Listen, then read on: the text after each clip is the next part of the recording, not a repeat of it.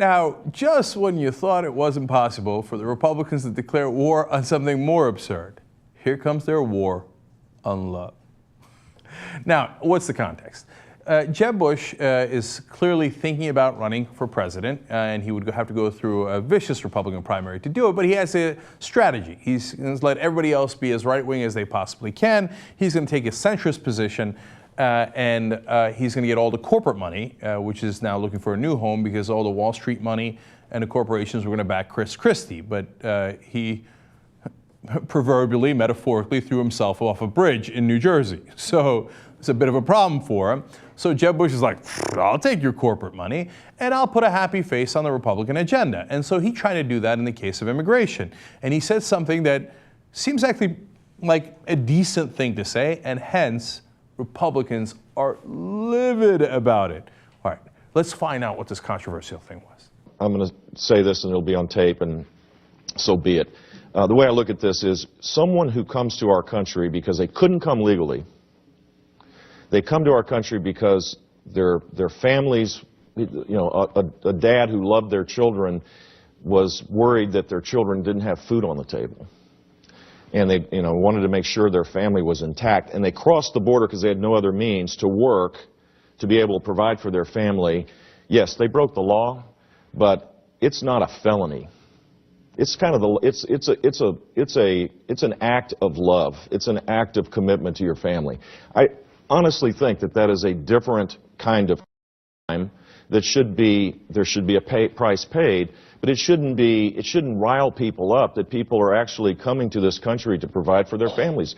And the idea that we're not going to fix this but with comprehensive reform ends up trapping these people when they could make a great contribution for their own families, but also for us. So I think we need to get beyond the harsh political rhetoric to a better place. Oh, first of all, he said it's not a felony. Okay, how dare you? Second of all, he said it's an act of love because they're trying to take care of their family.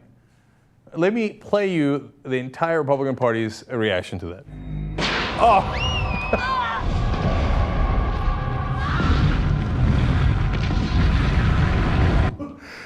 Yeah, that would also be the reaction.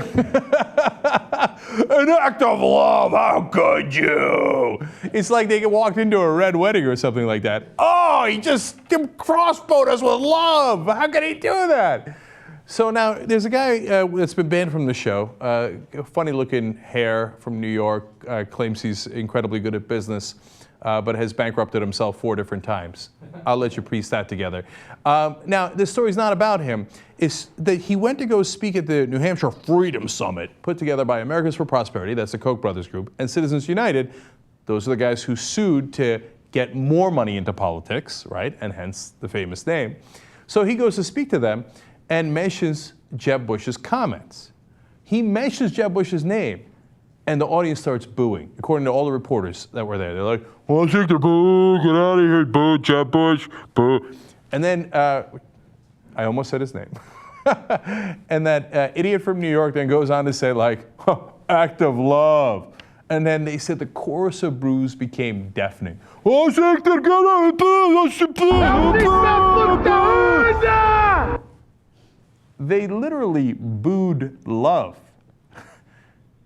God bless the Republicans.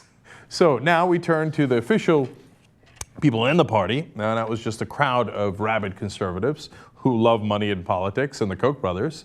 Okay, so now we go to Senator Jim Inhofe from Oklahoma. Asked about Jeb Bush, quote, it's time to turn the page. This guy with his love. Okay. He went further and said, it's a little bit of Bush fatigue, but the other thing is for a Republican to win a race like that, you got to have someone who really engenders enthusiasm in the base. Jeb's a wonderful guy and all that, but I don't believe he'd be able to do that. So 2 parts of that. One is, no, the base is vicious, and so of course he's not nearly vicious enough. Understanding where immigrants come from? Treating them like human beings, like they care about their family? What's wrong with you? The Republican base will despise you. And then the earlier part is more interesting, though, Bush fatigue. But by that, he doesn't mean, hey, the country is fatigued about the whole Bush family because George W. Bush was such a disaster and was so insanely right-wing and the country hated that and voted for change. No, he means that George W. Bush was too liberal. And so there's fatigue with how liberal he was. I'm not kidding. They talk about how, oh, he did the prescription drug plan as part of Medicare, and et cetera, and then so he was too liberal, and so that's why they have Bush fatigue. They, in their perverted, insane mind, believe the country doesn't like George W. Bush because he was too far left. Okay, so then you go to Senator John McCain. He says then the unpopularity of George W. Bush is obviously a factor as well. Now, McCain's a little bit more rationally understands why Bush was unpopular, but overall he's basically saying, hey, Jeb, don't try it because we don't like the Bushes. Now, McCain lost to Bush in a primary, so some of that might be left over. But my favorite critic of Jeb Bush is his mom. Yep, Barbara Bush. Okay. She says, quote, think this is a great American country, great country, and if we can't find more than 2 or 3 families to run for high office, well, that's silly, because there are great governors and great eligible people to run. She's like, I already had one son in and I like him better. Jeb, why don't you go home and sit down? Look at this woman. I mean, the Cersei Lannister of American politics. Actually, Cersei likes her son better than Barbara Bush does. If you don't know, Barbara Bush is a despicable person. Okay, she's the one who went after Hurricane Katrina and saw people in the Superdome when they had actually moved to Texas, some of the survivors, and said, living on cots, packed in together, etc., looks like they got a better life than they did before. That's what she said.